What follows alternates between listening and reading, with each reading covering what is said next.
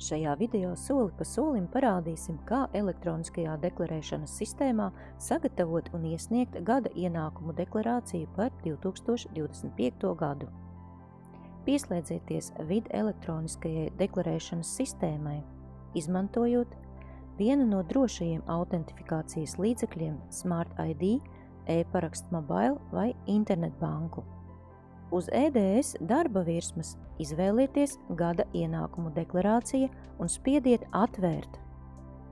Atvērsies nākamā izvēle, spiediet Sagatavot.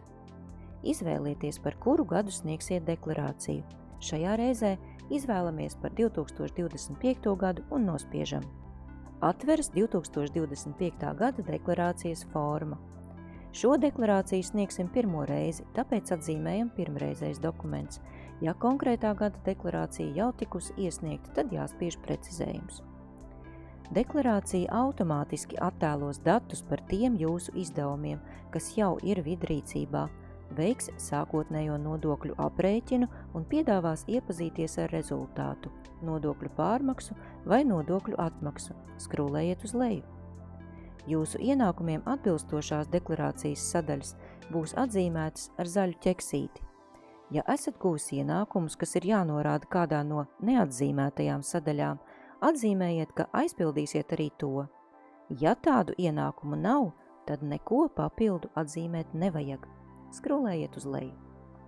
Sadaļā Veselības apdrošināšanas polise atzīmējiet jā, ja jums ir polise.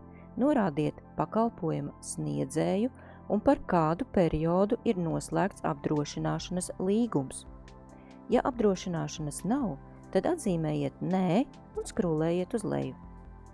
Sadaļa pievienotie dokumenti jāaizpilda tikai tādā gadījumā, ja jums ir pievienojams kāds no tur nosauktajiem dokumentiem. Lai pievienotu, spiediet faila izvēle un izvēlieties vajadzīgo dokumentu, kas jau iepriekš saglabāts jūsu viedierīcē.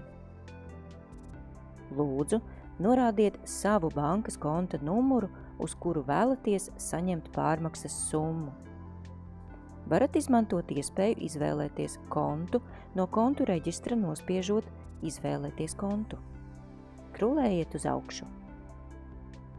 Lai pievienotu attaisnoto izdevumu dokumentus, atveriet sadaļu D4. Sadaļā jūs redzēsiet tos čekus, kurus ārstniecības iestādes nosūtījušas uz VID automātiski. Nospiežot pogu Pievienot maksājuma dokumentu, varat pievienot jaunu čeku. Izvēlieties attaisnoto izdevumu veidu. Izvēlieties vai ierakstiet personu, uz kuru attiecināms dokuments. Drīkst pievienot savus vai savu ģimenes locekļu attaisnoto izdevumu dokumentus. Izvēlieties vai ierakstiet tā cilvēka personas kodu, kurš saņēma pakalpojumu. Aizpildiet ailes, dokumenta numurs un dokumenta datums, ierakstot to informāciju, kas ir čekā. Spiediet pogu, faila izvēle un pievienojiet atbilstošo čeku vai kvīti. Ailē reģistrācijas numurs vai personas kods ierakstiet atbilstošo informāciju no čeka vai kvīts. Ja aile, nosaukums vai vārds nav aizpildījusies automātiski, tad norādiet informāciju no čeka. Ailē attaisnojuma dokumentā norādītā summa jāieraksta visa čekā norādītā summa. Ja daļu summas ir apmaksājis apdrošināšanas pakalpojumu sniedzējs, tad to ierakstiet ailē. Summa, ko atmaksājas apdrošinātājs darba devējs arotbiedrība. Nospiediet Saglabāt un aizvērt. Aplieciniet, ka deklarācijā norādītās ziņas ir pilnīgas un patiesas. Nospiediet Pārbaudīt un saglabāt. Nospiežot pogu Iesniegt, jūsu deklarācija tiks iesniegta.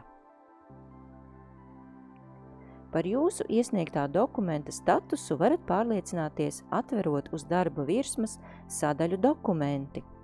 Kolonā Status redzams, ka dokuments ir iesniegts. Pēc brīža status nomainīsies uz Pieņemts. Jūsu deklarācija tiks izskatīta 3 mēnešu laikā. Plašāku informāciju par gada ienākumu deklarāciju un attaisnotajiem izdevumiem skatiet www.vid.gov.lv.